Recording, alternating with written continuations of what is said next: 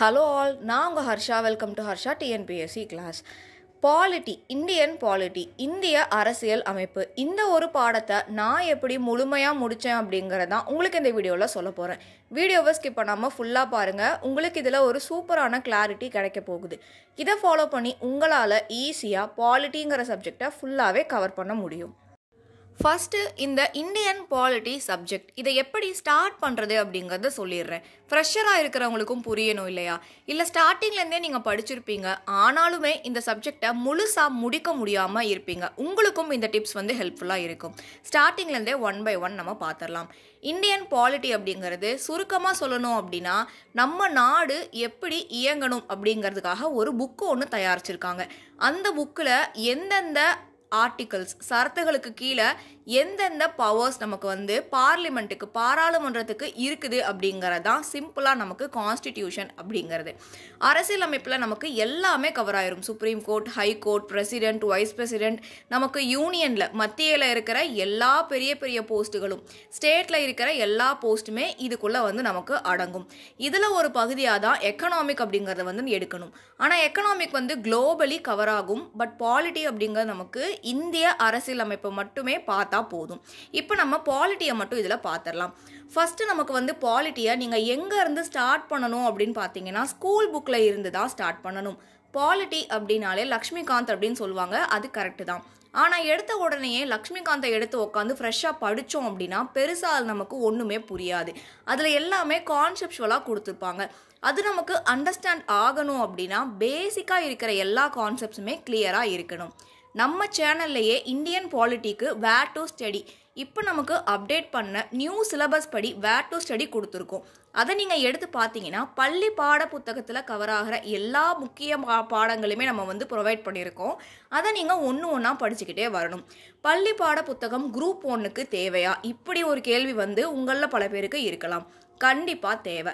Group 1ஆக இருந்தாலும் group 2ஆக இருந்தாலும் டிஸ்கிரிப்டிவில் நமக்கு ஆன்சரில் கீவேர்ட்ஸ், நிறையா கீவேர்ட்ஸ் ஸ்கூல் புக்கில் மேட்ச் ஆகிற மாதிரி தான் அவங்க எடுத்து வச்சுருப்பாங்க. அப்போ நம்ம முதல்ல முடிக்க வேண்டியது பள்ளி பாட புத்தகங்கள்.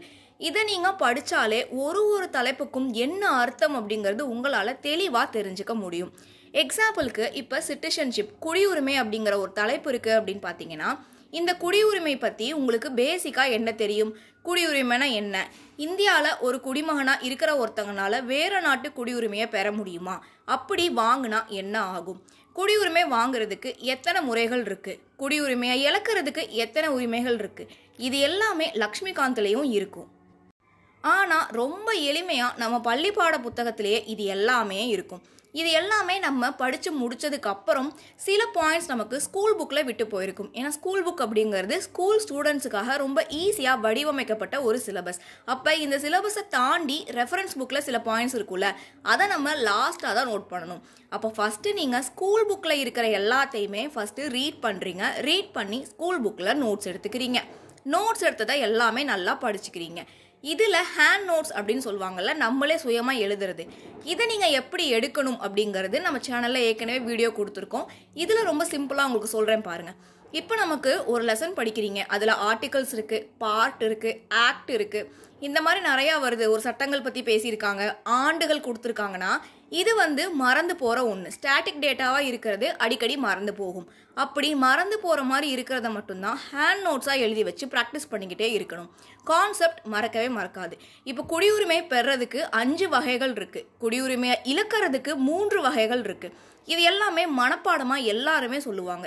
இதை எழுதி வச்சு மறுபடியும் படிக்கணும் அப்படிங்கிற அவசியம் இல்லை. இதெல்லாம் கான்செப்ட். ஆனால் குடியுரிமைக்குன்னு ஒரு சட்டம் இருக்குது, 1955. அப்போ இது நமக்கு மறந்து போகிற ஒரு டேட்டா. திருப்பி படித்தா மறக்காது. ஆனால் நிறைய வருஷம் படிக்கும்போது சின்னதாக குழப்பம் வர்றதுக்கு வாய்ப்பு இருக்குது. அப்போ குழப்பம் தரக்கூடிய பாயிண்ட்ஸ் எல்லாமே தனியாக ஒரு நோட்டில் எழுதி வச்சு ரிப்பீட்டடாக ரிவிஷன் பண்ணணும். இதுதான் நீங்கள் படிக்கக்கூடிய மெத்தடு. ஸ்கூல் புக்கில் இருக்கிற எல்லாமே நம்ம முடித்து நல்லா தரோவாக ஃபிங்கர் டிப்பில் வச்சிட்டோம் அப்படின்னாலே உங்களுக்கு குரூப் 4ம் குரூப் 2ம் ரொம்ப ரொம்ப ஈஸி. அடுத்தது குரூப் 1க்கு எக்ஸ்ட்ராவாக நமக்கு லக்ஷ்மிகாந்தில் இருக்கிற இதில் ஸ்கூல் புக்கில் கவர் ஆகாத பாயிண்ட்ஸையும் சேர்த்து எழுதி வச்சு படித்தோம் அப்படின்னா ஓவராலாக பாலிட்டி அப்படிங்கிறது முடிஞ்சுது. இதில் கரண்ட் அஃபேர் அப்படிங்கிற ஒன்றும் இருக்குது. கரண்ட் அஃபேர் டெய்லியும் நீங்கள் நியூஸ் பேப்பர் படிச்சுட்டே வருவீங்க. அதில் புதுசாக சட்டங்களில் ஏதாச்சும் மாற்றங்கள் கொண்டு வந்திருப்பாங்க.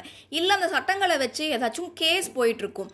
புதுசாக ஏதாச்சும் ஒரு நடந்திருக்கும் அந்த பர்டிகுலரான ஒரு விஷயத்தை வச்சு. அது என்ன அப்படிங்கிறத நியூஸ் பேப்பர்லேருந்து எடுத்து இதில் ஆட் ஆனாக சேர்த்துக்கிட்டாலே மோர் தேன் இனஃப். உங்களுக்கு இதில் சொல்லியிருக்கிற மாதிரி தான் நான் இந்தியன் பாலிட்டியை கம்ப்ளீட் பண்ணேன். இதை ஃபாலோ பண்ணி நீங்களும் ஈஸியாக கம்ப்ளீட் பண்ணிடுங்க. டவுட்ஸ் இருந்தால் டெலகிராமில் கேளுங்க. உங்களுக்கு இந்த வீடியோ பிடிச்சிருந்தா சேனலை சப்ஸ்கிரைப் பண்ணிக்கோங்க, ஃப்ரெண்ட்ஸுக்கும் ரெஃபர் பண்ணுங்கள். எந்த டவுட் என்ன சப்ஜெக்டில் இருந்தாலுமே நீங்கள் யூடியூப்பில் கமெண்ட்டில் கேட்கலாம், டெலகிராம்லையும் கமெண்ட்டில் கேட்கலாம். இந்த வீடியோ முழுமையாக பார்த்ததுக்கு நன்றி. பிளேலிஸ்ட்டை விசிட் பண்ணுங்கள். நிறையா இம்பார்ட்டண்ட்டான வீடியோஸ் கொடுத்துருக்கோம். டிஸ்கிரிப்ஷனில் டெலகிராம் லிங்க் இருக்குது அண்ட் பிளேலிஸ்ட்டோட லிங்க்ஸும் ப்ரொவைட் பண்ணியிருக்கோம். செக் பண்ணி பாருங்கள். தேங்க்யூ.